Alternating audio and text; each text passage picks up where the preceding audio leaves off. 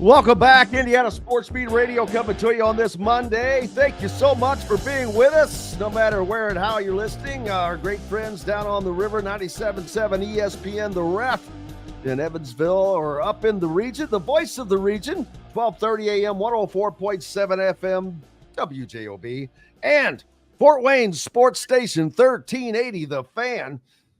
Keep it tuned to these stations when we're finished for more great content coming up. Now, Dustin Dopirak, the Pacers beat writer from the Indy Star, joins us. And Pacers back at it tonight, coming off of a nice road win.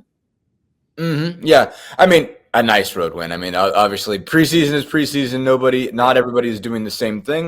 With preseason games, the Cavs sat out basically everybody good they had. Not quite, but they sat out Donovan Mitchell and Darius Garland and Karis LeVert and Evan Mobley. And generally, when you do that, you're not going to win a game. But the Cavs were still in it at halftime. The Pacers kind of really put the pedal down early in the third quarter, even though they weren't playing their own starters. They finally really played some defense in the second half to turn it up. But I mean, again, these are preseason games. You can only make so much out of them, but they had some good signs. Obviously, Benedict Mathurin goes off for 25. Just getting him going again, obviously, is a big piece just to get him back to the scoring he was doing beforehand. And obviously they're hoping he's going to, play some defense as well. And really help that second unit. I mean, it doesn't seem like they're looking to shake up their starting lineup to try to get him back in it. But I mean, if they get a guy like him in the second unit, who can be a guy that can really rely on to get buckets, that goes a long way. I thought Jarris Walker had a really good game. He had 12 points on 3 shots. So it was perfect from the field, hit a couple of threes, hit 4 free throws, just did a lot of smart things, I thought. They had some other guys who had some nice performances. Miles Turner did some good things. Halliburton did some good things. Basically, the second unit, TJ McConnell had, I think, 5 or 6 assists. So it was a good start for them. And they get back. So they will be in Cambridge tonight, obviously. So first time you get to see them there playing something else. They're playing Memphis, so you get to see Zach Edey tonight also. He'll be Jim Coyle not happy about that. Be like, yeah, you see. No, I'm fine with it. I'm kidding. I'm messing with you. But IU fans are like, I saw enough of Zach Edey. I don't need to see more Zach Edey. That's entirely fair. But I will tell you this. I know it's on the Grizzlies roster. He's one of the 2 that don't have pictures up. That's odd.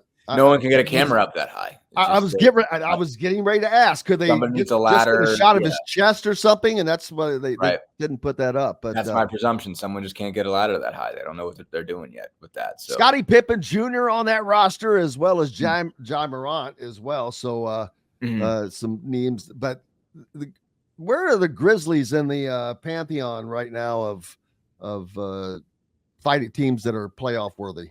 Yeah, I mean, the issue obviously with Memphis is last year they never got off they've had struggles the last couple of years because they've had either injuries or the Morant suspension from a couple of years ago. I mean that's or 2. So this was 2 seasons ago. Last season he comes back and gets from the other suspension and gets hurt. So I mean I think a full tilt Memphis team that goes the whole year together is still dangerous. I mean, when you're not just talking about Morant, you're talking about, Desmond Bane, who was hurt for a lot of last year, is still a terrific player. You've seen him grow up a whole lot. Brandon Clark, one of those, really excellent wing guys who can defend a bunch of positions, is really good for you defensively. Jaren Jackson is one of the best defensive players in the league. You saw GG Jackson last year really take off. Was a guy that was picked kind of late. There were some red flags about him, but he played really well. Jake LaRavia has been a good player for them. John Conchar, IPFW, is a guy. LaRavia, where's he from, man? Wait. What town? Lawrence North, right? No, Lawrence Central. LaRavia is the Lawrence Central guy, if I'm not mistaken. So Luke Kennard, can really shoot it, and they re-upped him this year. I mean, there's a lot of good players in that team.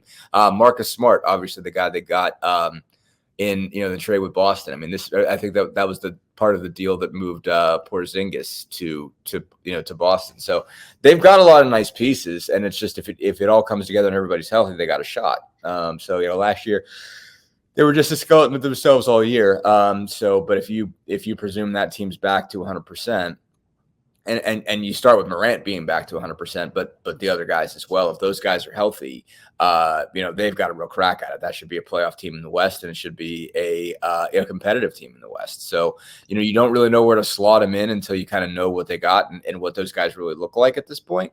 But they're when they're all together, they're a super gritty team that can really, really defend you and has an A-list superstar in Morant and a really good sort of second option in Desmond Bane. So they have really everything you need to be a really good team. Whether, again, it's preseason, you don't know what you're going to see from anybody, what anybody's trying to get out of this. And by the fourth quarter, you're going to be playing your two-way guys anyway.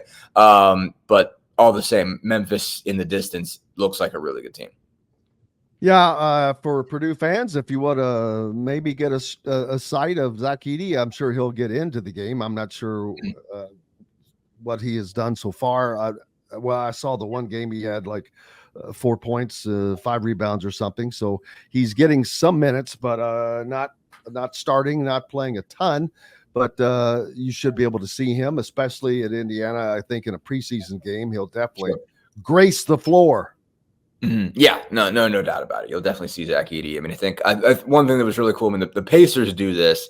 Rick Carlisle is very big on this always, in terms of getting guys in places that are meaningful to them. And so he got Enrique Freeman got 9 points and 9 rebounds coming off the bench on Thursday because he's a Cleveland guy. And went to Akron, had a whole bunch of family there. I think 50 people between family and friends.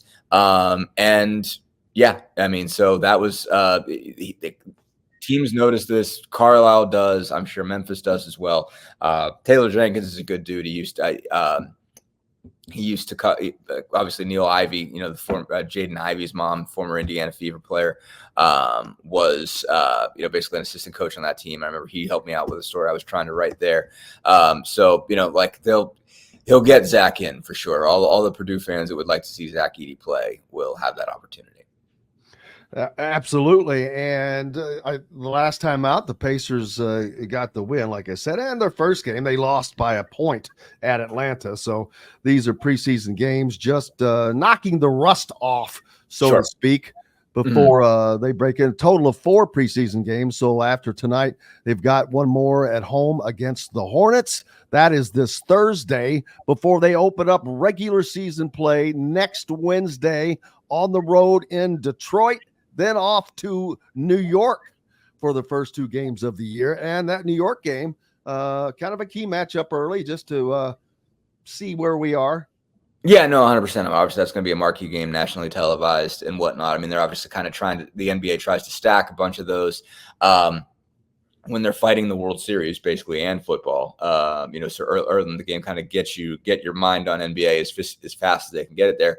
Pacers-Knicks rematch. You get a sense of what they're all about. Obviously, the Knicks were one of the biggest movers and shakers in this offseason, obviously making the deal to go get Mikal Bridges, re-signing OG Anunoby to a big deal, re-signing Brunson to a big deal, and then going out and getting Karl Anthony Towns in this latest trade that's obviously shook them up pretty dramatically. I think obviously there's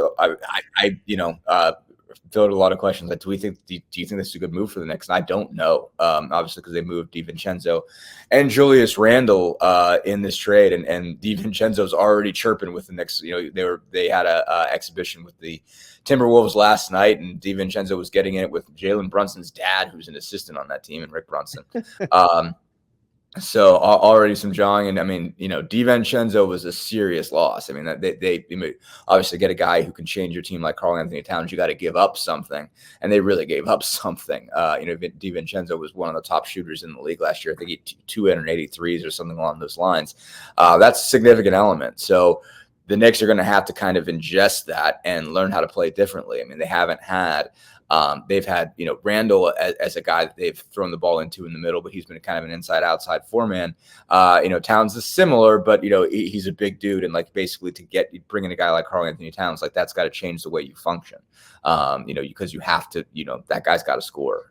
So we'll see how that works between Brunson and Towns and the rest of those guys. You just see what's going to take for that group to find, the chemistry they would have had if they were, rolling with a bunch of guys that were college teammates. I mean, basically, they were the Nova Knicks for a minute there, between, Brunson and Hart and DiVincenzo and Bridges together. And those guys are never going to play a game together with DiVincenzo being moved. So, you'll see what kind of chemistry they have and don't have. So we'll see. I'm very interested to see what that looks like long term. But Towns is a big dude, and Towns was a problem for the Pacers last year. I mean, he absolutely dominated them in Minnesota, just absolutely crushed them. They had no answer. I think Turner was out that game, so there wasn't really anybody who could defend him in the first place, but it was rough. So, we'll see. We'll see what it looks like. And, obviously they'll be back in the Garden, where, again, last time the Pacers played there, they had, game of their lives, game 7 in that series where they shot the best field goal percentage everybody ever has in a playoff game. So, just that'll be a cool matchup. Obviously, going back to the Garden will be cool. And, that early in the season should be a cool deal. And in talking of Zach Edey coming in tonight, Hoosier fans will not have to wait long. November 15th, the Miami Heat and Kel'el Ware will come to town. And Kel'el Ware has had a great start, although it's very, very early, but a lot of talk on him in the Rookie of the Year conversation. Yeah, I mean, there's nothing he's done poorly. I mean, I think Russell here is posting this, his summer league numbers. I mean, he was one of the best rookies in summer league. There was no doubt about it. I mean, because he even, I think that he were one of those teams that played in multiple summer leagues. I think they were in Sacramento, if I'm not mistaken, before Vegas.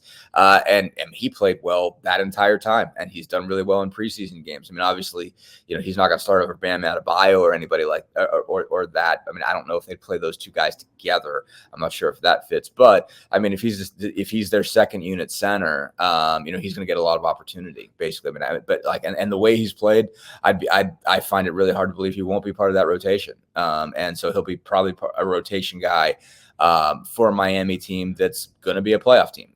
Probably going to be at the edge of it. Miami looks like, there wasn't a lot of space. Record wise, but I mean, they to me look like the 8th best team in the East.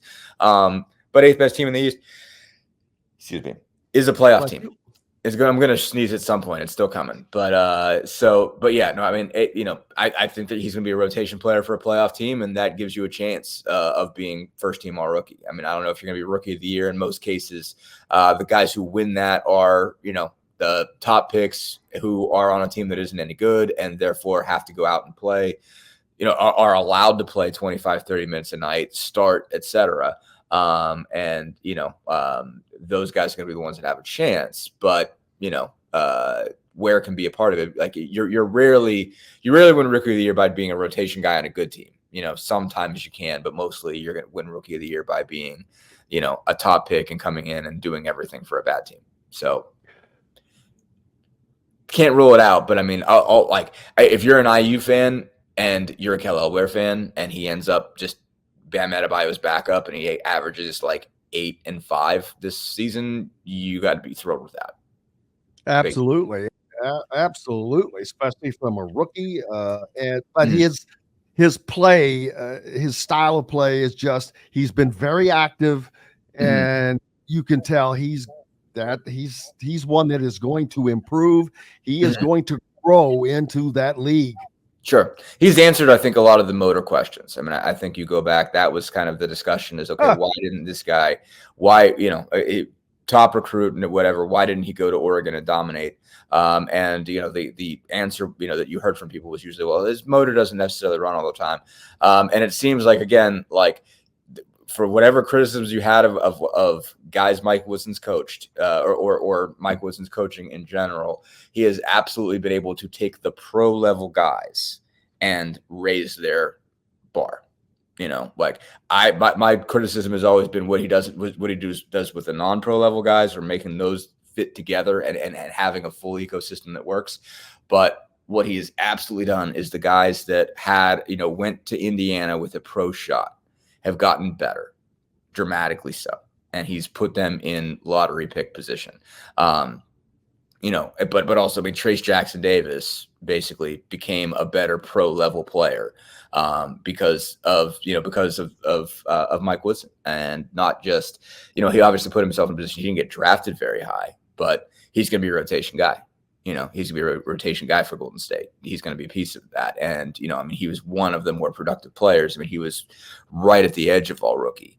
And so, that's whatever criticism there are, Mike Woods, I know there's less now because of all that he got done in the portal this offseason. But compared to what we were talking about him in March, like Kelleher is another one of those data points in his argument that, there is at least some things that he's definitely doing well. And one thing he's definitely doing well is raising the level for the top guys so that when they get in the NBA, they know what they're doing. Yeah, I think Pat Riley is very happy to have Kelleher on his roster.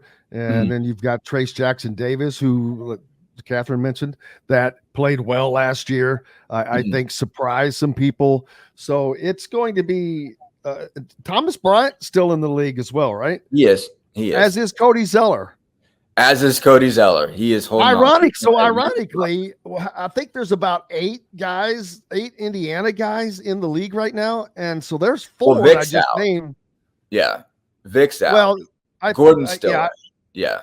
Gordon was they're predominantly big men now. Sure. Yeah. Well, that's kind of what's come through the last few years. Zeller's obviously hanging on as vet. I don't know how long he's going to play, but he was out of the league when they. Sure. No, I try to get out and they bring me back in. The one memorable line from that one, from 3. Yes. Some rough ones in 3. But yeah, no, I think what? Only reason I remember it is because they use it on The Sopranos all the time. Yes, exactly. Silvio Dante brought new life to it for sure. No, I think no, Cody. It was cool talking to Cody last year. Basically when New Orleans was in town, got to sit down with him for a little bit, and he'd been through it. Basically, he'd had a stretch where he wasn't playing, and so he didn't know if he was going to get back to it. And obviously, he was on that Miami team that went to the finals. Obviously, he struggled once they got there. But up until that point, had some contributions, especially in the Eastern Conference Finals, as I recall. So now, he's been some places, and he's the type of guy that can be a good veteran for somebody, kind of teach everybody the ropes. He's hanging in there. So good for Cody, but I think he's on Atlanta. I think it's Atlanta's roster, if I'm not mistaken. I was just looking at that the other, because I think the Pacers just played them, so he was up there. So yeah, no, I think he still has a chance to hang in for a while longer and be a guy that can be dependent on. Obviously, that Atlanta team is still pretty young. They're kind of cycling through their roster a little bit, where they kind of got to the Eastern Finals and then they fell off, and they're kind of retooling that group. And he can be a good voice for them. It's interesting to see guys. But also makes me feel really old that I remember Cody Zeller being recruited in high school, and now he's an old vet. And you're like, man, where did time go?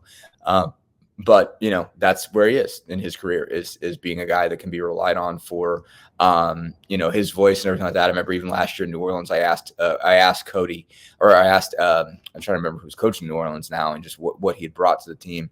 And he just said, I've got to remember that he can play too. I've got to remember that I can give him opportunities. So, he's still a guy that's, remember, he's a pretty good athlete, and good touch, all that kind of stuff. So he's still hanging around, so still got a little bit of time left in his NBA career. Absolutely. Looking forward to that and much more here with Dustin Dopirak, Pacers beat writer for the Indy Star. We always get the opportunity to talk with Dustin about all kinds of things because he is just that smart. So we'll take a break and do just that and come back and just throw out some college football, upcoming college basketball about to start. Hoosier hysteria. Penn State with a gigantic win for them over the weekend. Dustin has a great familiarity with the Nittany Lions as well, so we'll do that after this. Coming to you from the Hard Truth Studios. Make sure you stop by and visit our good fine folks at the Hard Truth Distilling Company in Brown County, beautiful Brown County, Indiana, in Nashville. Located on 325 acres, it is not only the biggest but best craft distillery around, already known for producing internationally awarded whiskeys and spirits like their sour mash bourbon, sweet mash hard rye, as well as the cinnamon vodka and the always popular toasted coconut rum. Hard Truth Distillery has so much more. Make sure you stop by and give them a visit. We're back with more Dustin Dopirak right after this.